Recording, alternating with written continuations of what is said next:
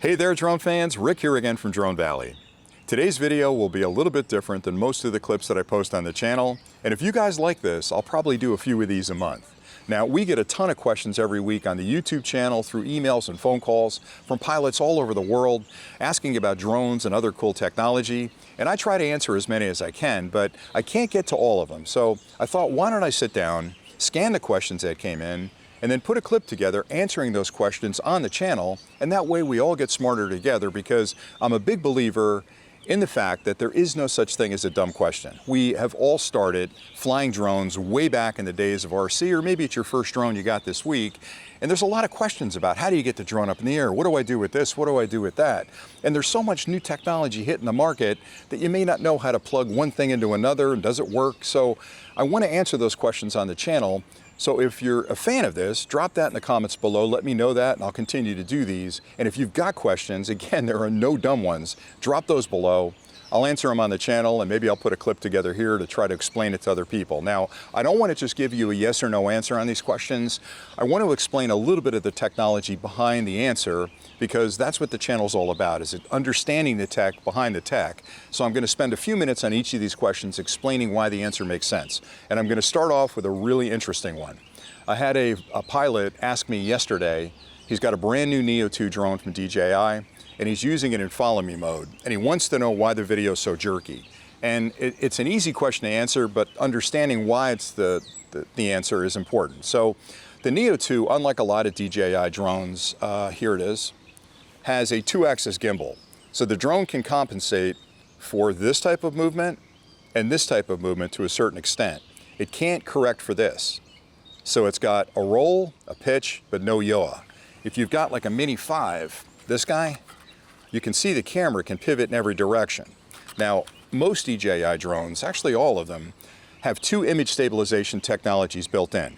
The first one is electronic image stabilization, which a lot of the less expensive drones use. And essentially what that does is it takes a larger image of what you're trying to photograph or take a video of, and then it'll crop in a little bit from the edges of that and digitally move that image around to compensate for the movement of the drone. These guys use that, but that's really not the major way they compensate for stability in the air. They also use the gimbals. Now that's a very sophisticated way to stabilize an image, because the gimbal has to read things from the internal gyroscope and GPS and all the other flight controller information that's coming in, and it has to make a prediction on the way the drone's moving to move the camera in the opposite direction to compensate for that. So with the Mini 5 Pro, you've got a 3-axis gimbal that can move in any direction. It'll compensate through that mechanical stabilization. It also, on top of that, has electronic image stabilization, so you get the best of both worlds. The Neo 2, because it was designed to be sort of an FPV drone, and most FPV drones don't compensate for that yaw either, it only compensates, again, this direction and this direction. So if you're flying it, especially if it's a windy day, it's going to get knocked sideways a little bit, and it's going to have to spin the physical drone to compensate for that. And that's where the jerkiness comes in, is when it moves side to side or it's being buffeted by the wind back and forth. So there really is no way to fix that. I know they've applied the electronic image stabilization on top of the mechanical, but that's just one of the drawbacks of the Neo 2. Same thing with the Neo. Not true with a lot of the Minis. All the Minis have a 3-axis gimbal, which is a much smoother way to do a follow me mode if you're going to do that. So that's the answer to that question. The next one is a question, it's a great question, and I get it probably 15, 20 times a week. Why do we have a visual line of sight requirement? Why can't I fly my drone as far as the drone can fly? Because most DJI drones today, like the Mini 5 Pro, can fly 21 kilometers, which is a really far distance away. And you know, I'm with you on this one. I wish there wasn't a visual line of sight requirement where I have to keep the drone in my line of sight. I'd love to be able to fly over that stack of trees, or maybe over the hill, get down in the valley and fly, you know, 1.5 miles, 2 miles away.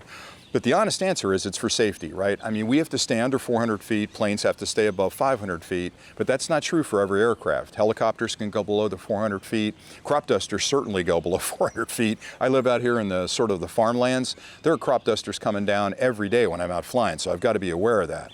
And the problem with visual line of sight, if you don't use that and you're only relying on your view through the camera, is that even the best cameras like this one or some of the other larger ones have a limited field of view. So you can only see, on the Mini 5 Pro, I think it's 94 degrees. So it's about that wide, which means a full 3/4 of the sky you're blind to, around the sides and behind you.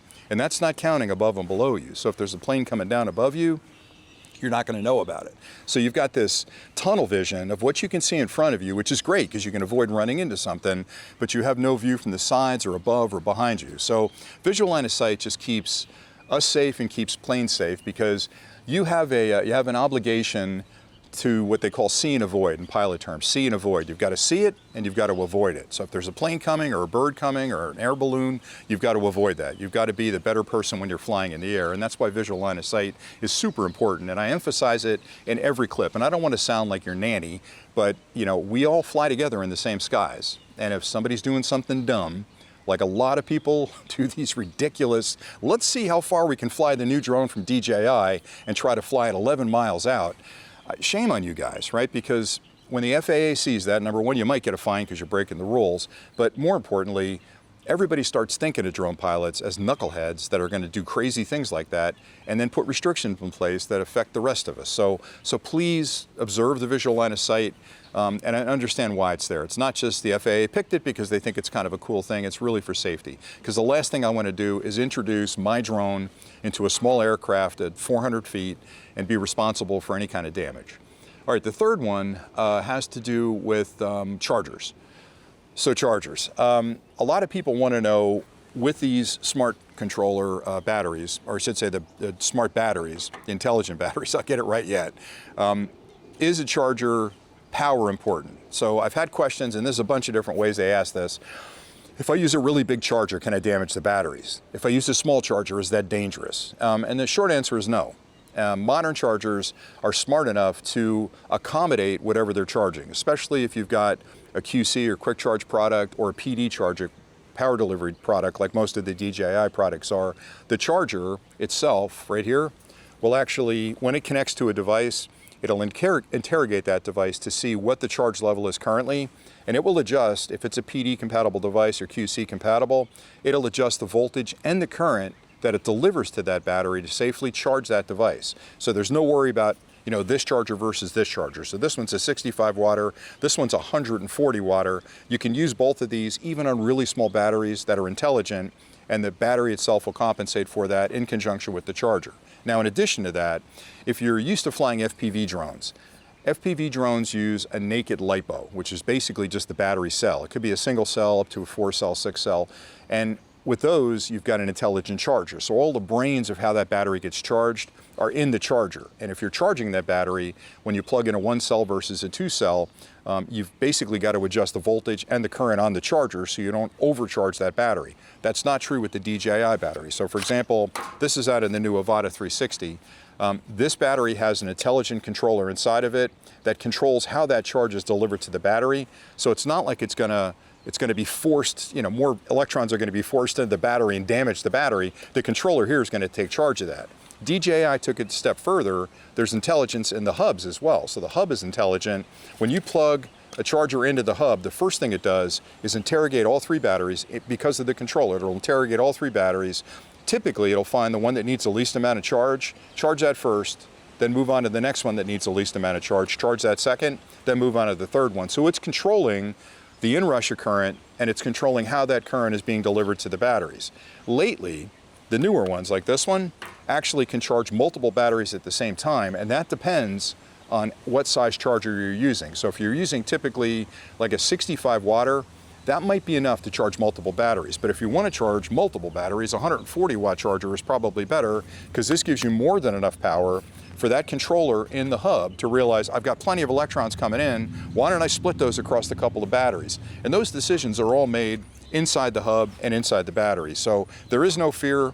You can use a 33 watt charger like this little Drone Valley charger, which is going to take forever to charge some of these bigger drones. You can use the 65 watt charger, which will charge most of them incredibly quickly and will trigger that multiple battery charge. Or you can use a 140 watt charger, charge your batteries, charge your controller, charge your phone, charge everything. You're good to go. The 65 watter's got multiple ports as well.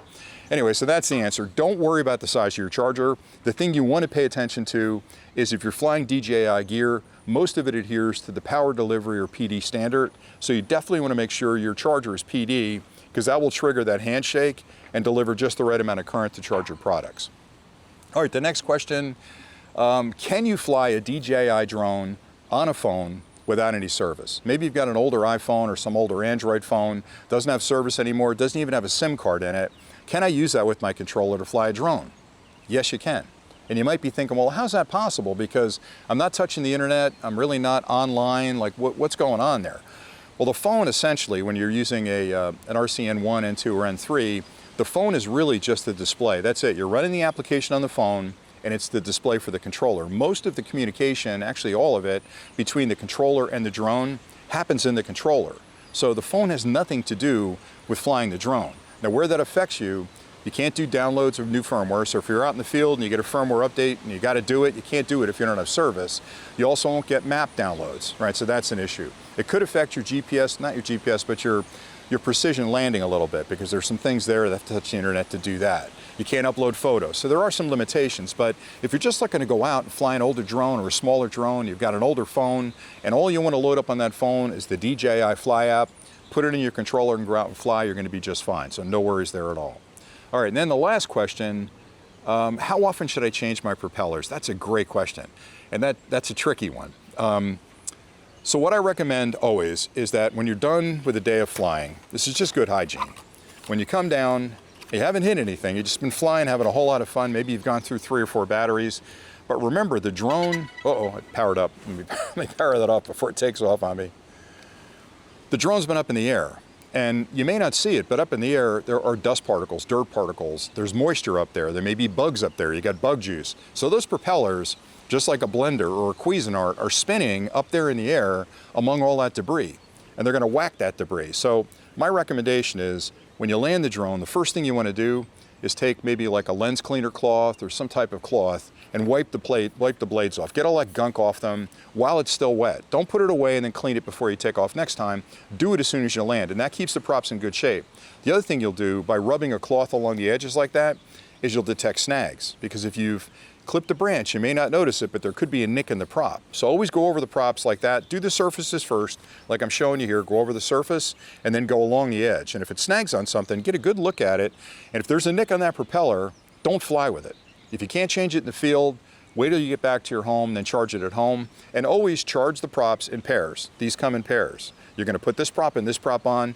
Don't save the screws, throw the screws out, throw the old props out, and change both of them. And the reason for that is that a lot of times the propellers are matched. They're in pairs. So you've got counterclockwise and clockwise propellers in a pair. I would change both of those at the same time just to make sure that you've got perfect balance. And I would check all the other props. If you detect a nick on one of your props, make sure you check the other 3, because pretty good chance whatever hit that first one probably hit a second one, because they're creating a bit of a vortex up in the air that kind of sucks things in and gets stuck to the propellers. So propellers are not something I change every 2 weeks, every 2 months. I change them when they need to be changed, and I use fresh propellers and fresh screws that come with those propellers. And the reason you want to throw the screws out is because on the new screws, if you look really closely through a monocle, you'll see at the bottom there's Loctite.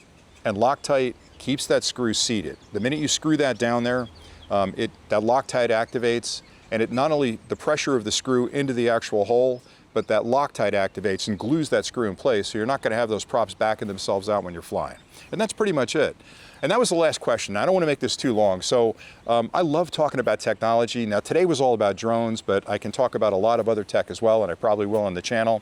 So please do me a favor, drop your comments below. Let me know if you enjoy these kind of clips, and if you do, I'll keep doing them. And if you've got questions, and again, there's no such thing as a dumb question, ask it down below. If it's really a dumb question, which there aren't any, I'll answer it privately. I won't answer it in one of these clips, because again, we all start off as novices. You know, I'm a novice on a lot of technology still, and I'm learning it as quick as I can. AI is a good example of that. I'm scrambling to figure out Claude and a bunch of other programs in AI. So ask me questions about that. We can learn together. And that was really the reason we started this channel well over 10 years ago, was because I was learning, and I thought if I can impart some of my learnings to the cloud, to you guys, I call it the cloud, to YouTube, maybe it gets everybody in a better place, right? We kind of all grow together. And that's really what it's all about. So thank you so much for watching today. I hope this was helpful. I've enjoyed it. It's a beautiful day. I'll be out flying as soon as I hit the stop button on the recording. I hope you guys are getting plenty of airtime and you're enjoying this beautiful springtime weather. And we'll see you next time. So thanks again. And until next time, happy flying.